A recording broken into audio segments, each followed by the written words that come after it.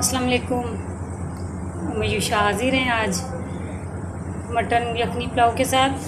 और ये उसके अज्जा हैं, ये प्याज, लहसुन, अदरक और ये हरी मिर्चें, टमाटर, ये साबुत गरम मसाला। और हमने दिए मटन की यखनी 1 किलो गोश्त था और इसमें पानी तकरीबन इतना डालना है कि चावल में इसी का पानी जाए, यखनी जाए, दूसरा पानी शामिल नहीं करना। उसकी ये वजह है कि फिर यखनी पुलाव का टेस्ट अच्छा आएगा अगर यखनी डालेंगे। तो अब ये साबुत गरम मसाले इसमें डालेंगे हम और साथ में नमक डालेंगे।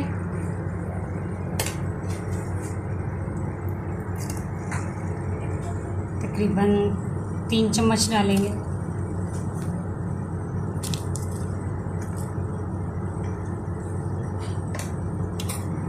और इसको यखनी को बॉयल आ चुका है, थोड़ी देर हम इसको इसी तरह पकाएंगे।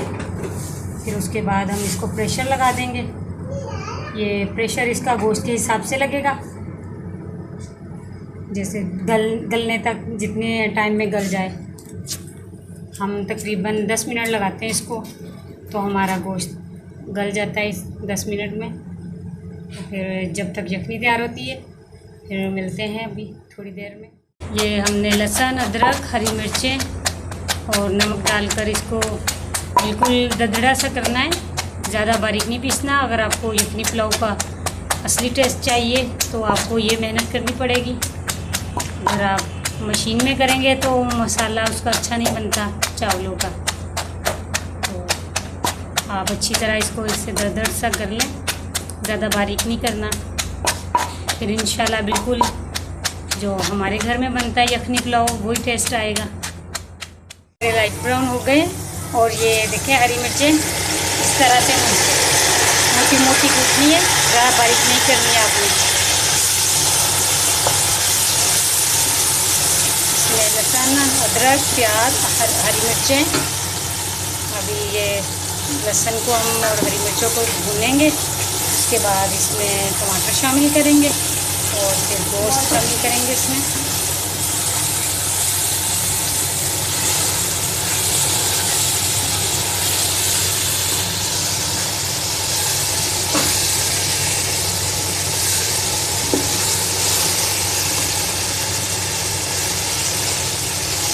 एक तो लाइट का इतना मसला है, बस कभी चली जाती है कभी आ जाती है।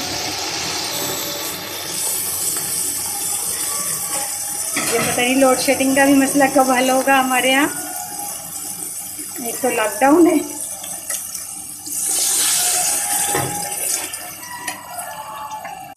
अब ये लहसुन की भुनाई हो गई है तो अब इसमें टमाटर शामिल करेंगे।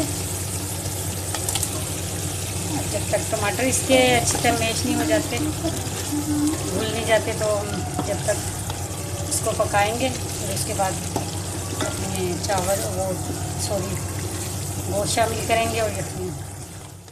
ये इसकी भुनाई हो गई है, अब इसमें गोश्त शामिल करेंगे। बस थोड़ी सी देर इसकी भुनाई करेंगे गोश्त की, फिर यखनी शामिल करेंगे।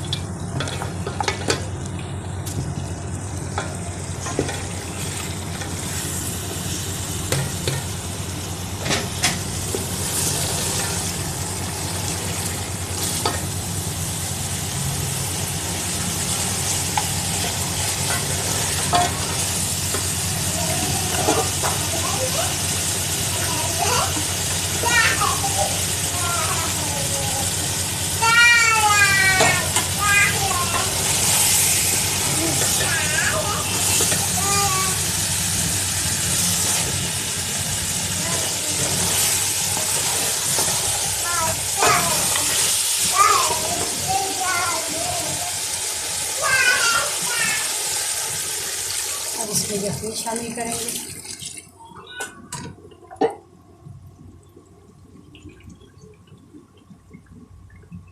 पानी शामिल ना ही करें तो अच्छा है, सारी यखनी होनी चाहिए, फिर इसका असल जायका आएगा।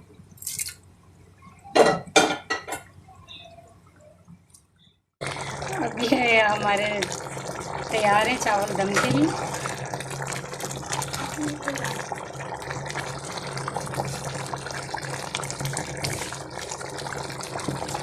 इनको हम तकरीबन 10 मिनट का दम लगाएंगे। और जब आप चावल शामिल करें तो 1 चम्मच सिरका ज़रूर डालिएगा, उससे चावल आपका खिला खिला रहेगा। अगर सिरका ना हो तो फिर नींबू डाल लीजिएगा। मटन यखनी पुलाव तैयार है और साथ में सैलेड भी तैयार है। करते हैं, मिलते हैं अगली वीडियो तक। मेरे चैनल को सब्सक्राइब कीजिए, लाइक कीजिए। अल्लाह हाफ़िज़।